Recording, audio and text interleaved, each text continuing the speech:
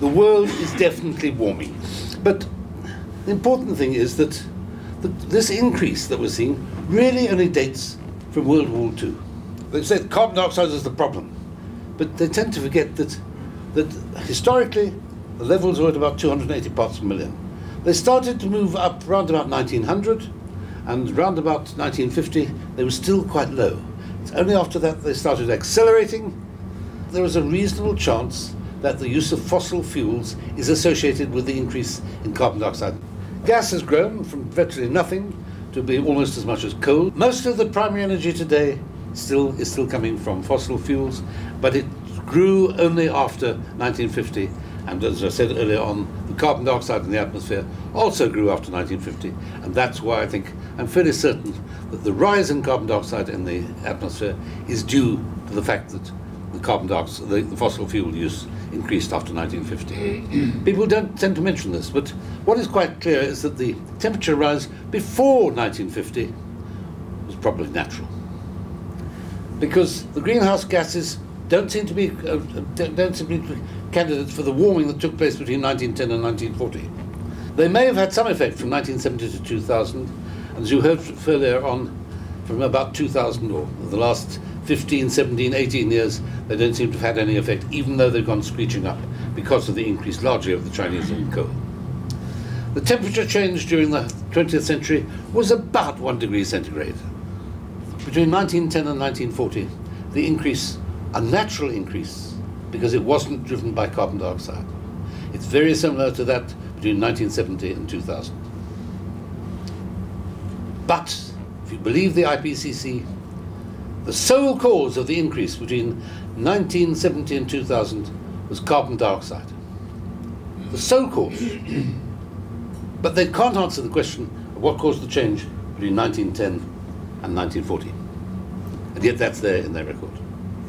The standard deviation of temperature over this 8,000 years is about 1 degree centigrade. In other words, there's a 95% chance of the temperature being within 2 degrees centigrade, and naturally over any 1 century. Just think what that means. There's a 95% chance, mathematically, of the natural change from beginning of 1 century to the next, of there being a change of 2 degrees centigrade. We've seen less than 1 degree centigrade in the 20th century.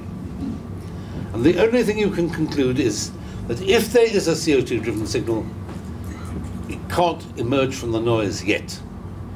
The natural noise keeps that quiet. We don't know whether CO2 has caused this temperature increase. We don't know, because the natural change is so big. But people will say, but surely we can see the effects of climate change. Surely we can see the effects of climate change.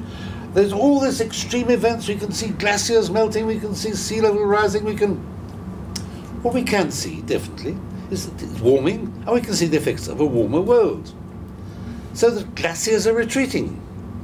But one of the fascinating things about this retreat of glaciers is that, for instance, you take the alpine places, they're now melting, retreating, and what they're showing as the ice melts is there are footpaths. And if you look at the detritus that sits around those footpaths, as an archaeologist, you discover that the detritus was put there about 1,000 years ago. And what's happened is those footpaths have been buried under ice for 1,000 years, and they're now coming out of that ice. Interestingly, there's no sign of acceleration of the sea level rise in recent years. In the 1920s, there was very, very clearly a disappearance of the Arctic, and exactly the same stories about scares about, oh, what are the reindeer going to eat, and what's going to happen to the polar bears. And you can read about it in the 1920s press. The world is warming. The greenhouse gases may play a part. We don't understand any impact of a warmer world on the climate beyond the fact there's warming. Okay, it's warming, period. We can see the effects, but other than that, there's no effects.